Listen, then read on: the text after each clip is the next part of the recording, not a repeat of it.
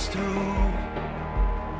But since when has impossible ever stopped you?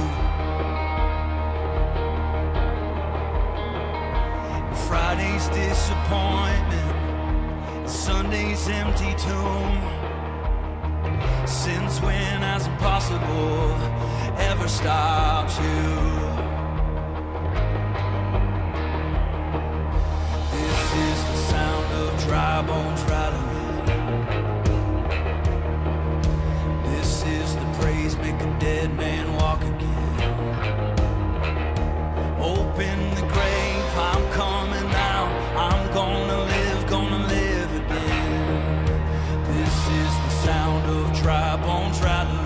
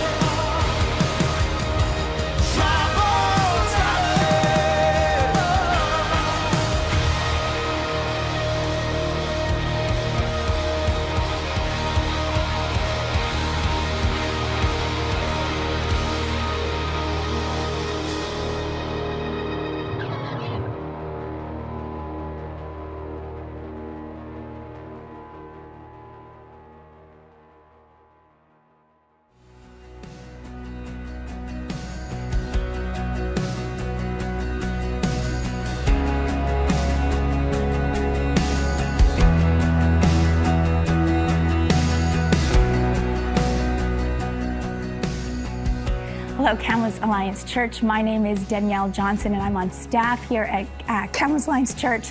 And I just want to say thank you for joining us online. We see it as just a privilege that you have trusted us with a portion of your weekend. First things first, if you are new or even new-ish to Kamloops Alliance Church, I want to ask that you would text the word new to the number on the screen, 778-860-7957. We would love to send you a coffee shop gift card, no strings attached, just to say thank you for joining us. Also, in our efforts to keep you up to date on all of the exciting things happening at Kamloops Alliance Church, we send out a weekly text message with all of the important dates and information and events you need, literally, so it's literally at your fingertips. And so if you want to be added to the list of people who receive that text message, text the word connect to, again, the number on the screen, and we will be sure to add you to the list. Here at KAC, we are committed to providing you ways to grow in your faith and serve your community and connect with others. And there are so many ways to do so this season that we cannot talk about them all, but I want to bring two to your attention. The first is a night of songs and stories held this coming Friday, November 18th, and hosted by KAC's Indigenous Connections team. The desire of this night is to highlight Indigenous voices, to bring perspective and hope and healing. And so we want to invite you to come and hear from Indigenous people who share their own personal stories of faith in Jesus. And we get to hear from musical artist and elder Dennis Cook as he just shares his faith-filled songs with us. So the evening is free. Doors will open at 6:30 p.m. and the night will conclude at 9:30 p.m. after a time of refreshments. So that's the first thing. The second thing is I want to draw your attention to KAC Men's Ministry is hosting a Grey Cup gathering, which I hear has something to do with football. So if you are a guy who likes football, or maybe you're just a guy who likes pizza and good company, we want to invite you to join the Men's Ministry Sunday, November 20th at 3 p.m. And you need to register. So we're going to ask that you go to the website, kac.ca/events to register. Also, I need to note that Operation Christmas Child shoeboxes must be filled and returned by Sunday, November 20th. And the KAC Ministry Center is a drop-off location throughout the week, so you can drop off your shoeboxes there, or you can also bring your filled shoeboxes to the church foyer before or after services.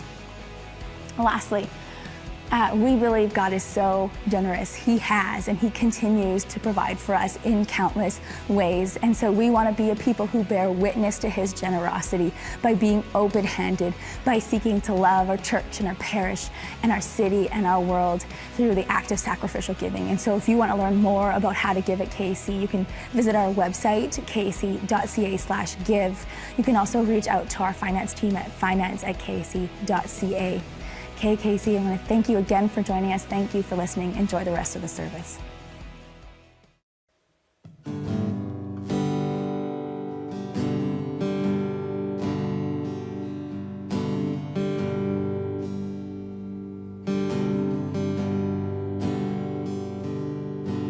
People come together, strangers, neighbors, blood is one.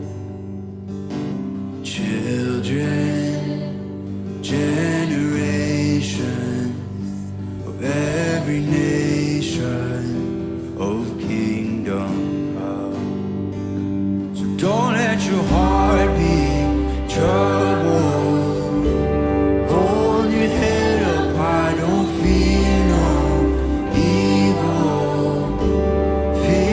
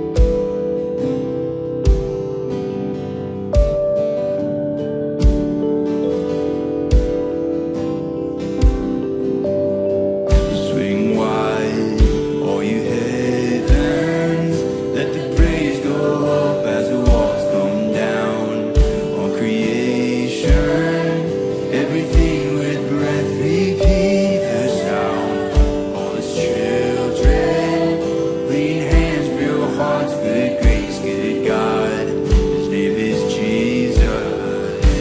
Oh, swing wide, all you heavens, let the praise go up as the walls come down. All creation, everything with breath, repeat the sound. All His children, good hands, pure hearts, good grace, good God. His name is Jesus.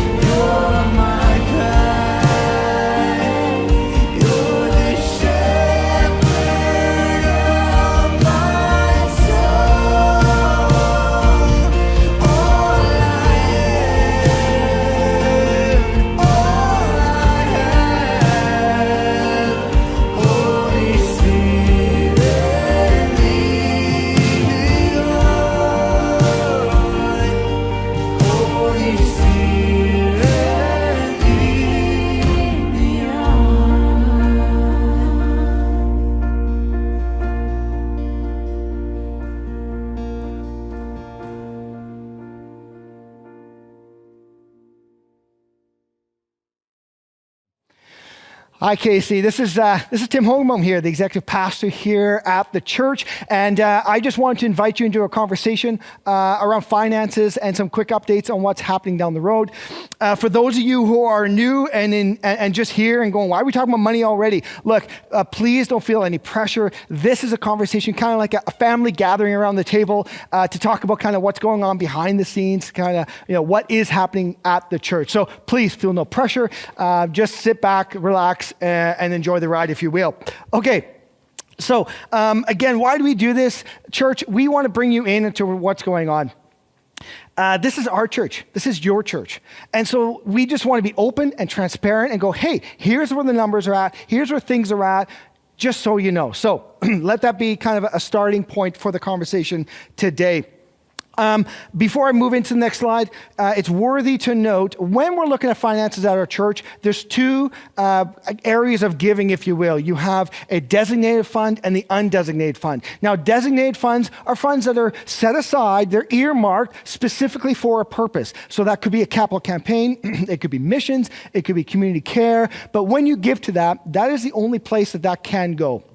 The other part is the undesignated funds. That's the general fund. And that's kind of the operating costs to keep the building alive. As I said before, lights, ministries, wages, parking lot clearing, garbage, you name it. Whatever it takes to operate this building, that is kind of under the undesignated fund area oversight. So when we're looking at finances, that's kind of the one that drives, day-to-day operations, and that's the one I wanted to talk about this morning. So when we're looking at a year-to-date from the first of the year all the way to October 31st, we had total revenue budget for $474,000. We actualized $457,000. So 92% of what we'd expected to come in has now come in for the end of October. When we're looking at total expenses, $542,000 what were budgeted, but we only actualized $517,000. So we only spent about 95% of our total expenses. Now, we had budgeted for a $40,000 loss. And some of you going like, loss? Why are we talking about a loss already? We're only in October. Great question. We budget loss knowing that for the end of the year, we would see a revenue neutral. So we fully expected to be at a loss in October, given the rhythms and patterns of giving and whatnot. So $40,000 is what we had budgeted for, but we're actually sitting at a $52,000 or $53,000 loss. So that's about a $14,000 difference in what we had expected to where we actually find ourselves today. So how do we let's break this out a little bit. Let's pull this apart. This is a graph. Don't get too lost in it. There's a lot of information, but we'll go through it together. So the top line of that graph, we wanted to condense it, so we had to kind of remove it by 1,000, divide by 1,000. But the point simply is that's $120,000 a month. And you can kind of see we're kind of floating along that all the way back to January 2020. We're floating on that. We're seeing January 21st, still floating, some high points around the end of the year giving. Fiscal year giving, again, January 2022, and near that June, July, we start to see a trend upwards, which is really encouraging. So that's such a great, the trajectory is strong, let's put it that way. The bottom two are interesting because the bottom two tell us, first off, the average number of donors that we have, and then secondly, the average dollars per donation. And so that's what this top line is. We see an increase in the average number of donations all the way up to June of 2021, and it kind of plateaus from there with a little bit of whip coming near the end. Meanwhile, at the same time, we saw a decrease in the donor number to a low point of March of 2020, and kind of incrementally increase, but really be stagnant all the way through. And so what's that's telling us is that actually there's less people giving more. And that's what's able to carry us through and kind of give us a little bit of an uptick at the front. But look, the reality is that we're still kind of running behind in terms of what we need to operate this building and operate the ministries and do the work that we're doing. And so our hope isn't that a retired hedge fund manager comes in and all of a sudden drops a pile of money and says, here you go, here's your pump it off. No, that is not what we're after. What we are looking for is that understanding everybody there is enough resources here in our church, in our body, at KAC, to do the work and be fiscally responsible with what we're doing, to be prosperous financially so we can do the work, steward the finances well, but move the kingdom forward. There's so many great things, but it costs money to do those things. And so, if we had 20 more givers or a 10% more giving, those things will start to flush out. So for those of you who are giving, I just want to say thank you. Thank you for trusting us. That's a privilege for you to be able to say, look, we trust and partner with. We don't take that lightly. Thank you for your trust. For those who aren't giving yet, and I would just say, well, why not? We're called to trust Jesus in everything we do, including our finances. And so I just wanted to leave that with you and say, look, church, we have enough to do the work that we need to do. There's lots of things happening. We're moving the gospel forward, but it takes resources, and we need to do it together. So that's the quick finance update. Capital campaign. Some of you are going to go, oh my goodness, capital campaign. That's a big thing. So hold on. Let me just walk you through kind of what we're thinking here. At the AGM a few months ago now, we kind of rolled out this capital campaign. And in doing so, looking at where the future is for KAC, what's God calling us to? And what is he calling us to now in terms of stewarding our building and stewarding our resources well? And so there are some things that are very urgent. And there's some things that we need to deal with right away. If we want to steward this building well and keep it up and make sure we can use it for ministry, then we need to put resources in that. But at the same time, he's also calling us in a certain trajectory. And what does that trajectory call us to do? And what does it call us to do in this building, in this space? So first, I want to talk about the phase one, if you will, the urgent needs. And these are things that we have ignored for a while, or we have put aside for a while as we're going through different seasons, but we really need to address. And so first one is the parking lot in the southeast corner. And as many of you would know, walking through the parking lot is difficult, it's challenging, it's up and down, you're going through craters. It's not easy. And so we recognize that. We haven't put any lines on it this year because we knew we would end up having to resurface it at one point. And so we need to resurface that and mitigate that safety hazard that is very, very real, especially coming into winter. So that's one thing. The other one's a fireside room. If anyone's walked into the fireside room at all in the last little while, you'll notice all of a sudden you start to slant a little to the left. It's not imagination. You actually are slanting a little to the left because the ground is sinking and the wall is sinking. And so we need to deal with that. That is something that's not going to go away. In fact, if we don't deal with it shortly, it's only going to get worse. So we need to acknowledge that. The HVAC upgrade, that's been a conversation that the board's had for a long time. Again, it's something that we need to acknowledge, that we need to address right away. The signage and wayfinding, as we invite groups into the building, as we've rebranded, we need to look at what it takes to make it easier to be in this space and to have it branded correctly. And then foyer facelift as well. So these are the things that we're looking at that we need to do sooner than later. And so as money comes in, we want to spend that on those things right away. There is a hierarchy. We want to start tackling them right away. There's already been $65,000 that's come in, which is fantastic. That's 20% of the way there, right? That's 20% of the way where we need to go to get these things accomplished. So would you consider, what does it mean for you to partner with us and prayerfully consider where God would have you contribute? Then secondly is the phase two. And as we start to think about and dream, what is God calling us to do? What do we need to do to the facility to accommodate that vision, that goal? So if he's given us a goal and he's giving us a direction, he's giving us a strategy, he's also called us to then make sure that we have the resources available, and he will provide those. And so as we go into this next year and we're crystallizing that vision and crystallizing that strategy, we're going to be rolling that out and bringing you along that conversation. And then as we solidify that direction together, we then say, okay, what do we need to look at for capital campaigns? So be expecting an update in the new year in terms of what that new direction for the phase two of this capital campaign looks like moving forward.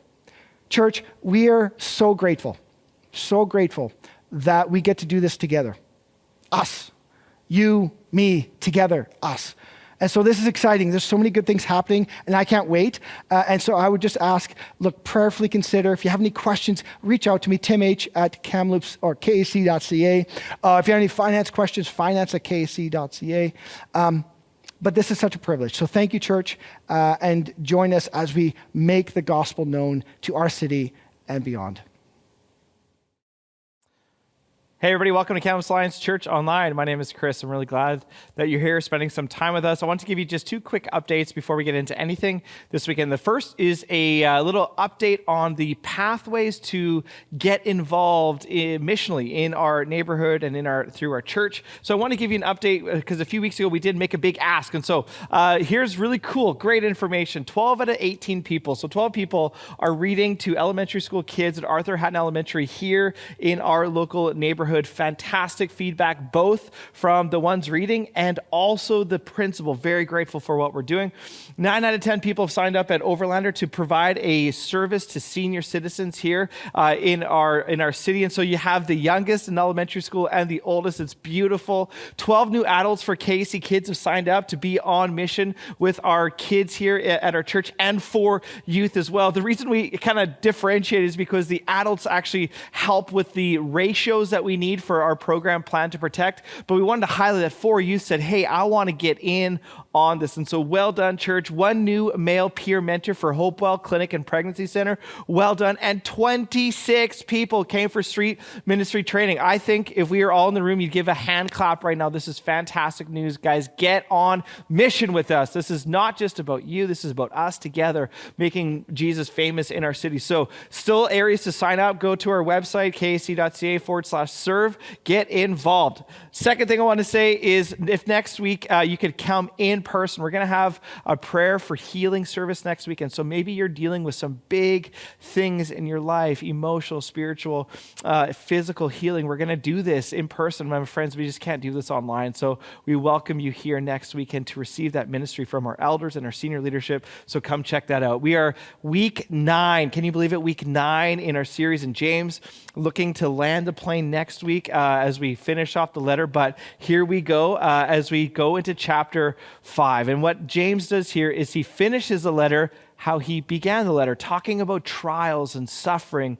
Where do you find hope in the middle of all of it? So what is your working theory of how you will not just get through, but actually thrive in the middle of some of life's hardest and most difficult circumstances? How will you decide to get through those moments in your life? We all have a working theory. How do we continue to love one another well when life isn't going as you thought? Whether it's a relational breakdown, a physical breakdown, financial crisis, how will you get through it? And as I said, everybody has a working theory of how to do that. Maybe you can't articulate it, but we all believe and hold to things when we get into some of life's hardest moments. Some of us think that the best way to handle those moments is actually just to escape, right? Oh, life is difficult. I want out. And so let me just go to a beach. I just want the sun. We want to escape. Some of us deny, right? We're just like, it's not as bad, right? It could be worse.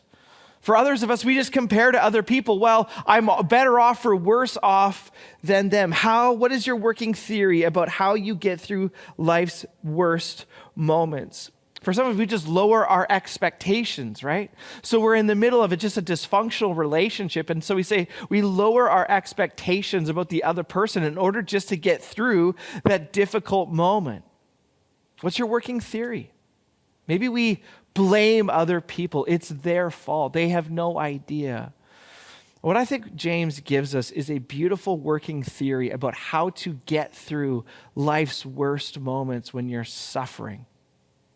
Suffering is a big topic when it comes to just our world. When it comes to the lived human experience, we're all going to face it. I want to give you just a very brief kind of schema, working theory of some of the other ways people, other worldviews approach suffering. The moralistic way, the self-transcendent way, and the secular way. And then we're going to contrast that with what James gives us. The cause in a moralistic understanding is wrongdoing. And so when you think of this, think of the idea, the worldview, the philosophy of karma found in Eastern pantheistic religions. What's wrong is the cause of suffering is just wrongdoing. I did bad. The response is I need to do better, that I need to actually somehow atone. And so the better I do, the better things or the good things come to me. The good I do, the good comes to me. But the bad I do, the bad comes to me. And the resolution is eternal bliss. And when I reach this state of somehow finding all of the good and hopefully that outweighs the bad. This is a karmic understanding.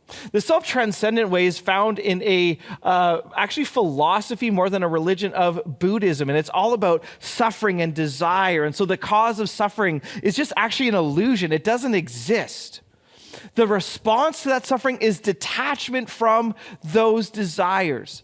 And the resolution is enlightenment, to reach a state of one with all things. This is the Buddhist way of approaching suffering. The secular way, a non-religious way, is the cause of suffering is just an accident. It's just, how did this happen? It's a cosmic accident. The response is technique. So through medicine or technology or humanism, that it's all up to us to solve it through technique. And the resolution is a better society, that once we as humans kind of grapple and create solutions, that we will move towards utopian progress. That's the resolution. So these actually are working theories about how you deal with life's toughest moments of suffering. And as I said, James is going to give us a few things to think about this weekend. So here, there's two ideas: the fruitfulness of patience and the blessing of perseverance. Patience and perseverance. So let's get into it. James chapter 5, verses 7 to 9. Here's what he says: be patient. Be patient. This is what we call an imperative. An imperative is a direct instruction. Do this, okay? Do this. Now, James is full of imperatives. You need to do this. It's an instruction. Now, keep that in mind. Be patient. The instruction is very clear. And you and I had very good opportunities this week to be patient, which is essentially just long-suffering on behalf of others. Long-suffering on behalf of others. You were given a great opportunity this week to be long-suffering on behalf of others, because in November, we got just oodles of snow, way too much snow for November. And so we're all driving in traffic, we're long-suffering on behalf of others. And it's driving me crazy because people who should know how to drive in the snow, like people in Kamloops, really don't, right? And so here we are trying to grapple this, be patient, long-suffer on behalf of others, then, brothers and sisters, until the Lord's coming. This word coming is the idea of the word arrival or presence.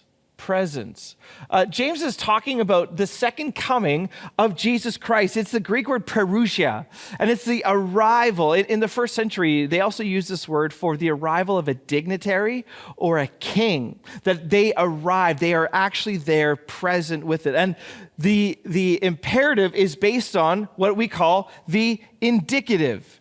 The indicative is the reason for the imperative. It's the basis on which the action comes. He says, you need to be patient until the Lord's coming. Now, he's going to build upon that in a second, okay?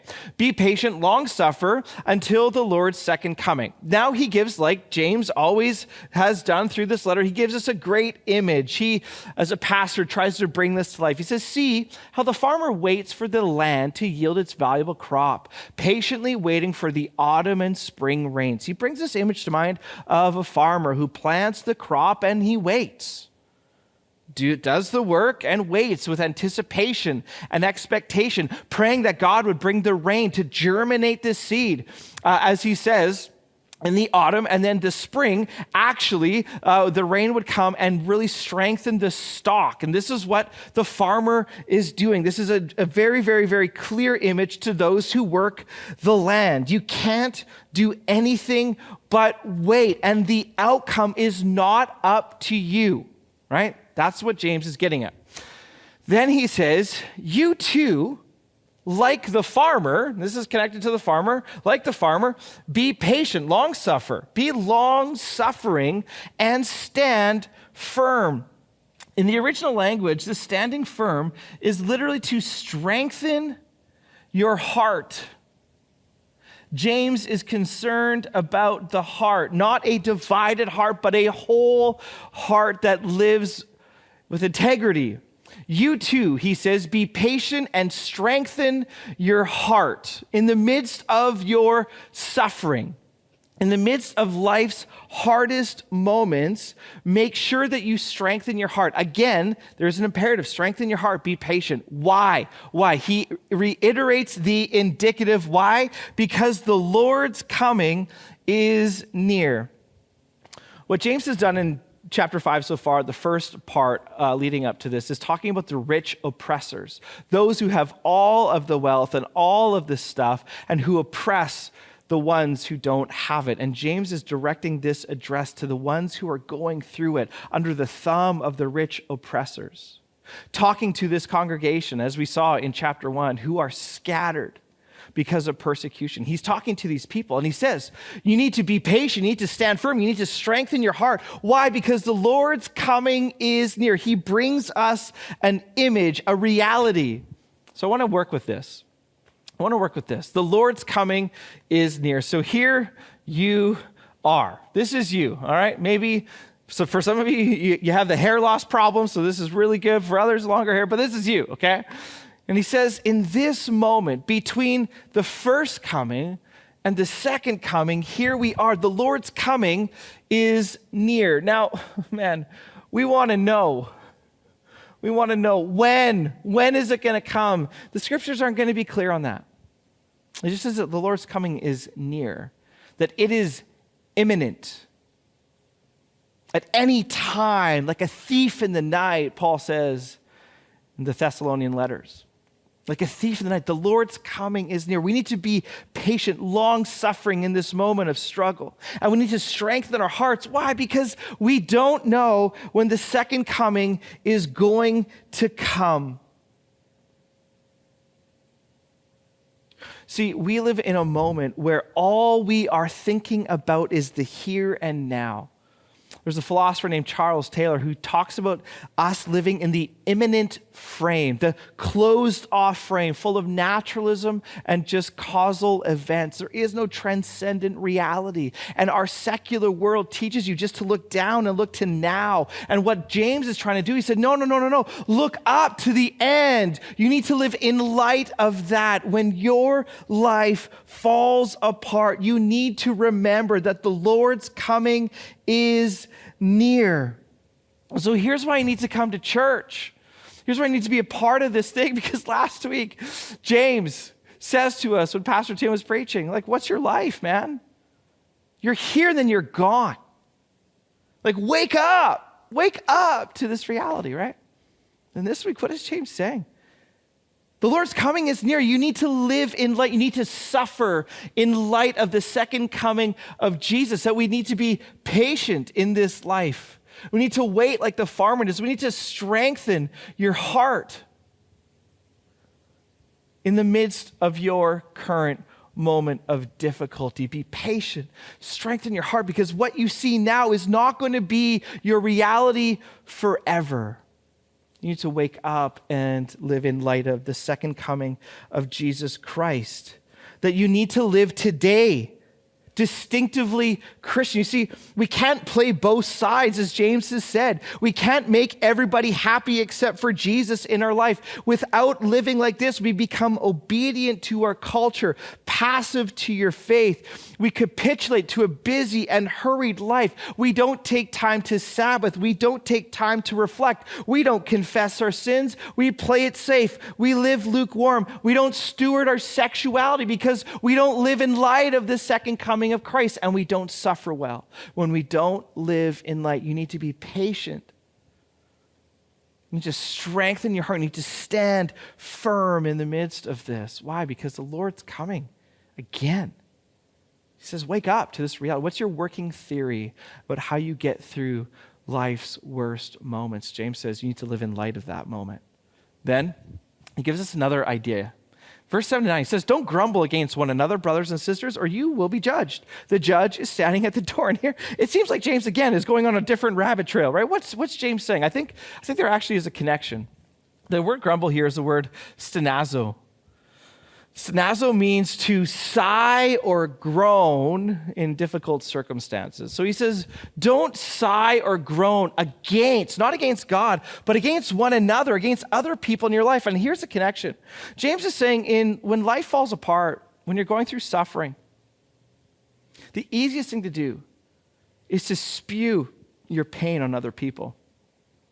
He says, don't do that.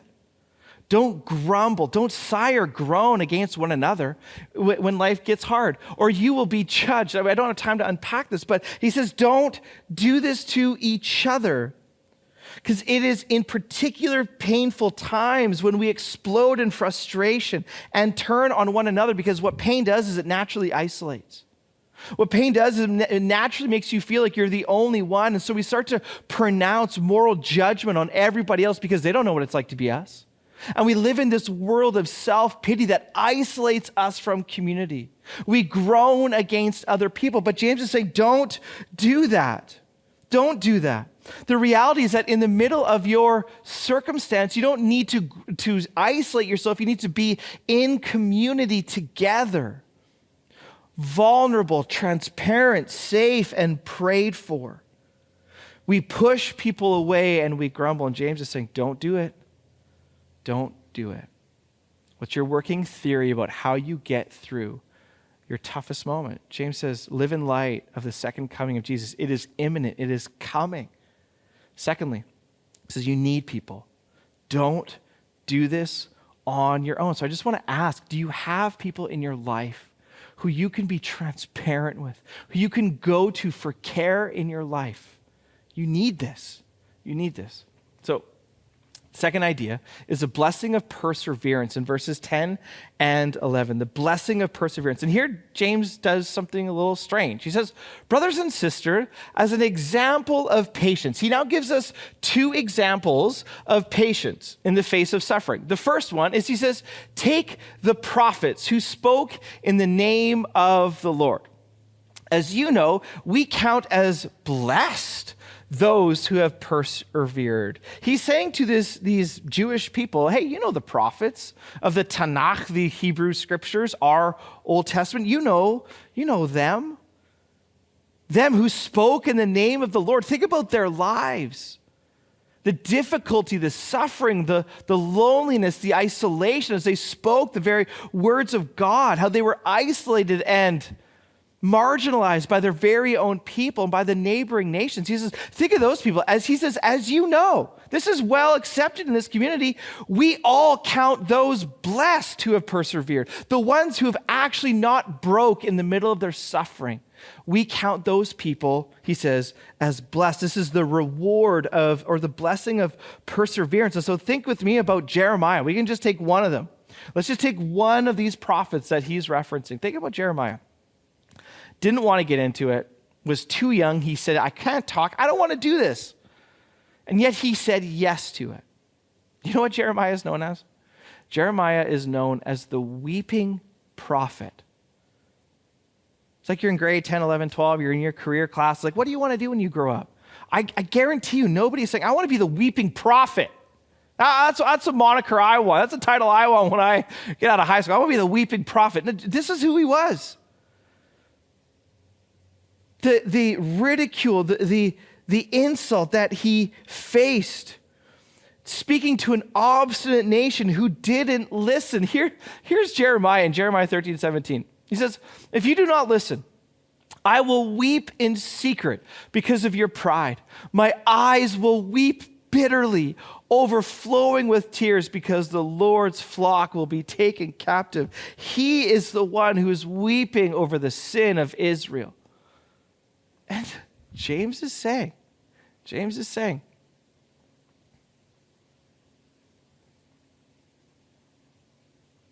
as an example of patience in the face of suffering, take Jeremiah who spoke in the name of the Lord. As you know, we count blessed those who have persevered. It's in the middle of Jeremiah's hard call, hard moment, hard life of obedience and suffering for the sake of God that he is called blessed. Think of the title of blessing in our own culture. Man, it's not the life of Jeremiah. It's one of comfort. It's one of affluence. It's one of success, of self-promotion and self-achievement. When everything is up to the right, we look at those people who live those, and we're like, man, you have a blessed life. James is just saying, no, actually think of Jeremiah. He's blessed. Why? Because he persevered. And he's an example to us. James is writing this in 45 to 47 AD, hundreds of years after Jeremiah lived and wrote.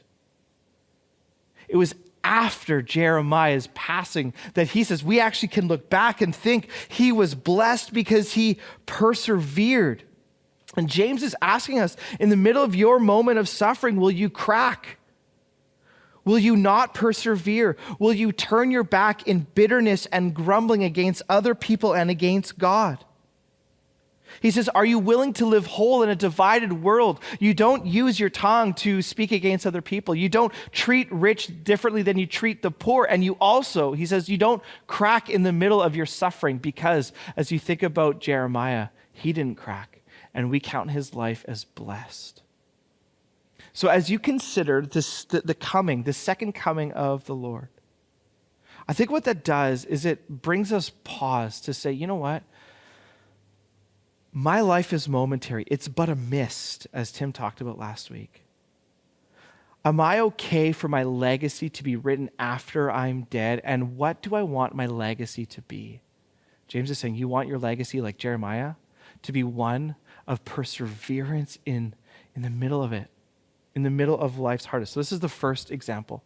Then he says this, you have heard of the second example, Job's perseverance. Again, this idea, and have seen what the Lord finally brought about. The Lord is full of compassion and mercy. This is the second example. You've heard of Jeremiah and the prophets. Now you've heard of Job. Now Job is a really interesting example. Let's take this one out and analyze this a little bit. Job, very inquisitive. It's a long book in the Old Testament, 42 chapters long. Job is not really the great picture immediately that we think of somebody who persevered. He really wanted an explanation for his suffering. There was a lot of bitterness towards God in the middle of his searching out the reasons why, the question we all ask, why do bad things happen to good people?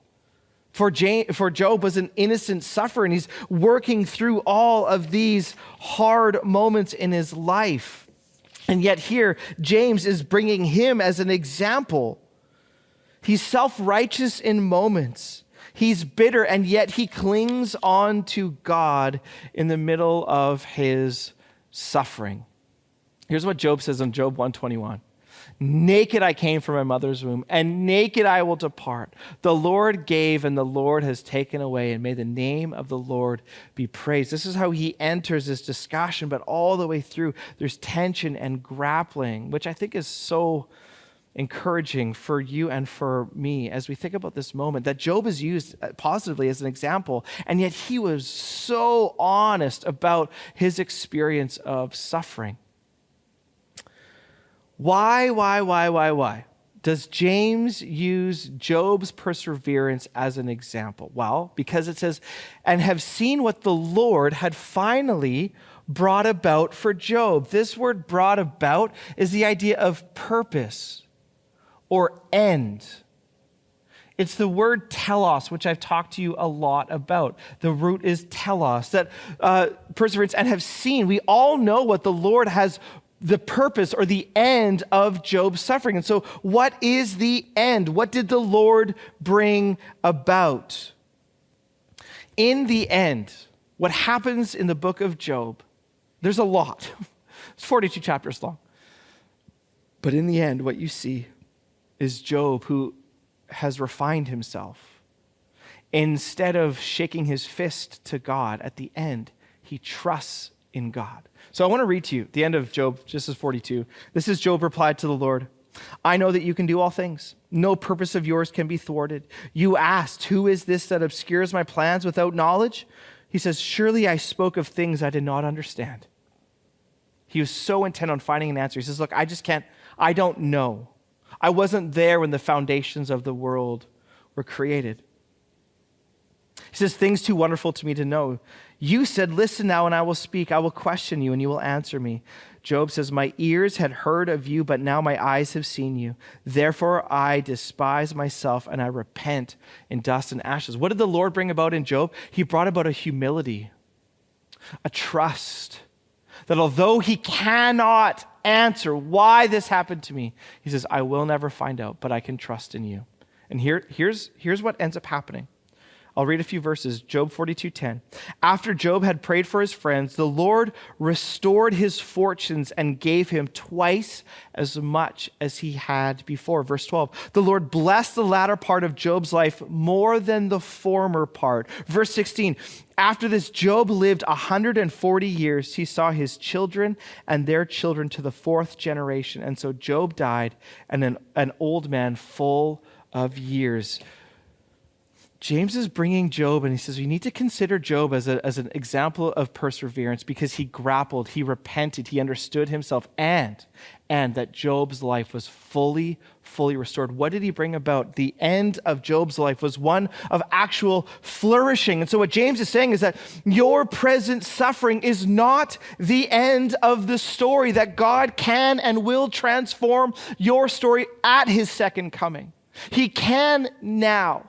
We're going to pray for this next week. That in the middle of your suffering, that he can break now and penetrate the hardest, most difficult parts of your physical, relational, all of your life. He can do it now. But James is saying he will do it when Christ is revealed at the second coming, that there will be scales that fall from your eyes and he will wipe away every tear from your eye. This is the hope of Christianity. What is your working theory about how you get through your worst moment? Here, James is saying, live considering the second coming. Have people close to you in your relationships, realizing your suffering is forever, and a blessed life will be yours when Christ comes again. Job saw and lived this out. There's a beautiful scene at the end of the last battle. This was the climax of the Narnia series written by Oxford Don C.S. Lewis. It's a beautiful moment that comes at the end of this series. It's a great depiction of the age to come. The main characters of this story are transported into life after this life. Here's what Lewis says through this series. He says, and for us, this is the end of all the stories, and we can most truly say that they all lived happily ever after. Oh, but for them, it was only the beginning of the real story. This is second coming. All their life in this world and all their adventures had only been the cover and the title page. Now, at last, they were the beginning, chapter 1 of the great story, which no one on earth has read, which goes on forever and ever, in which every chapter is better than the one before. And here, through imagery and illustration and allegory and analogy in a fictional way, Lewis is pointing out the hope that is yours who follow Jesus Christ. At the hope of the second coming, that this story that we have now, Romans 8 says, these light and momentary troubles are not worth comparing to what will be revealed. This is what Lewis is getting at. That as Job's life was fully restored and fully given back, this is the hope for us who follow Jesus. What is your working theory about how you get through suffering? May I suggest that what Christianity gives you right now is way better than anything else you could come up with yourself. So we're going to come to the table. And to do that, I just want to launch off of the last few words that James gives us. He says, the Lord is full of compassion and mercy. This is another indicative. Why should we stand firm? Why should we persevere? James reminds us that the Lord is full of compassion. He's full of mercy. What is compassion and mercy? Compassion is to move towards those who are suffering and want to act. And mercy is the outcome of compassion. Mercy is the act. Again, compassion is to move towards somebody who is suffering and want to act. And the act is called mercy. And in this way, we come to the table of grace, where Jesus Christ has come to us in compassion and mercy to those of us who are and who have suffered. And it's on the cross where we see the one who is truly innocent, who dies in your place and in my place, where we see compassion and mercy in action. And so the words of institution are read to us again.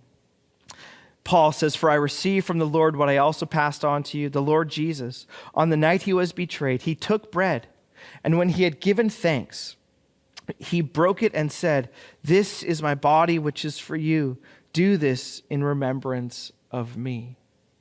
Then it says, after supper, in the same way, after supper, he took the cup, saying, "This cup is a new covenant in my blood. Do this whenever you drink it in remembrance of me. For whenever you eat this bread and drink this cup," listen, "you proclaim the Lord's death until he comes." These simple elements, the mystery of the Lord's table, are the gifts of God for the people of God.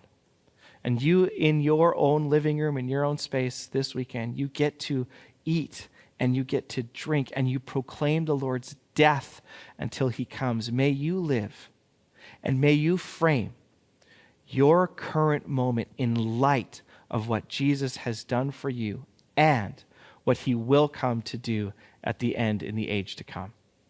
Bless you. Thanks for being here this weekend. Bye-bye.